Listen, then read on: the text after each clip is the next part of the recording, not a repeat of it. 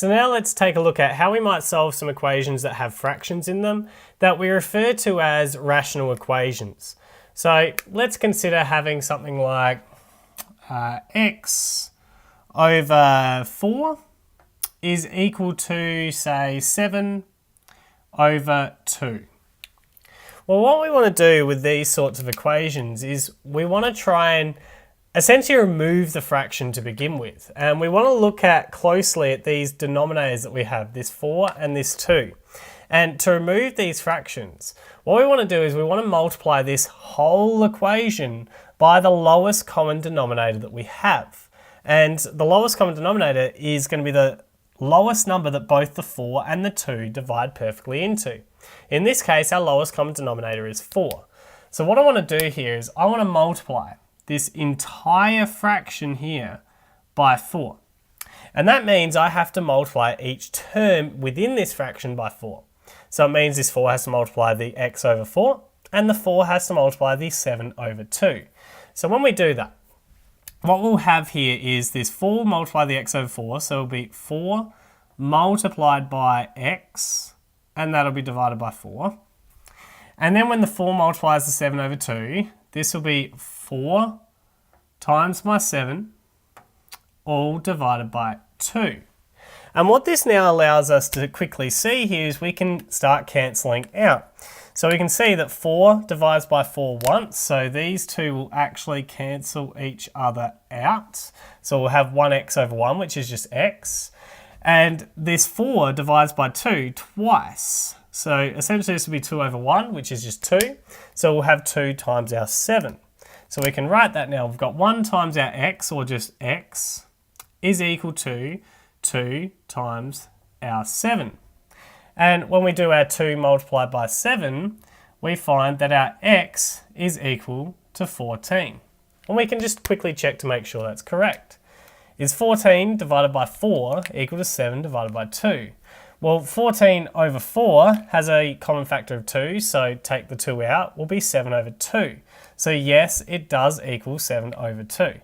But let's take a look at another example. Let's say I had x plus 3 over, we'll have it over 5, and that'll be equal to 2x over 2. Well, as with before, we're looking for a lowest common denominator, but this time we're looking for the lowest common denominator between our 5 and our 2. And the lowest number that both divide into is 10. So what we want to do is we want to multiply this entire equation by 10. When we do that, we'll have 10 times this first fraction, so 10 times the x plus 3 over 5. And that'll be equal to 10 times this second fraction here. So it'll be 10 times our 2x over 2. And what we can now see here is we can start cancelling these down. So our 10 divides by our 5 twice. So this cancels down to 2 over 1. And this side here, 10 divides by our 2 5 times. So this will be 5 over 1. Keep in mind that when it's over 1, it's just what it is at the top of the fraction. So we rewrite this. We've got 2 times our x plus 3 is equal to 5 times our 2x.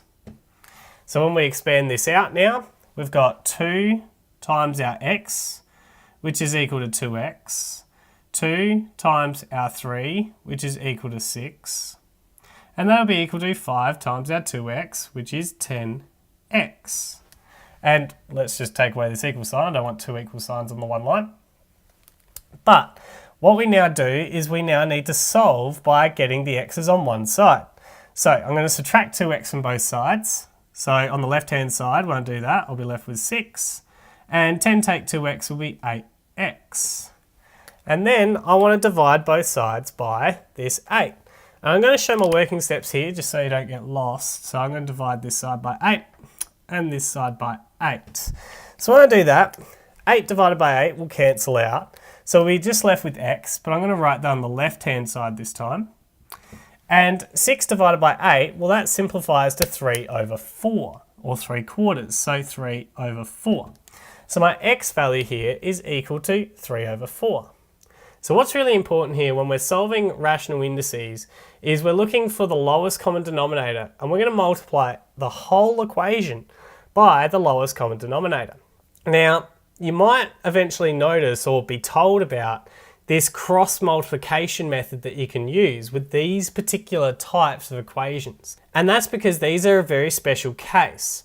But I'd rather you learn this multiplying by the lowest common denominator because it works for all cases, and even those equations that aren't just a fraction is equal to a fraction. So it's really important to get your head around multiplying by this lowest common denominator.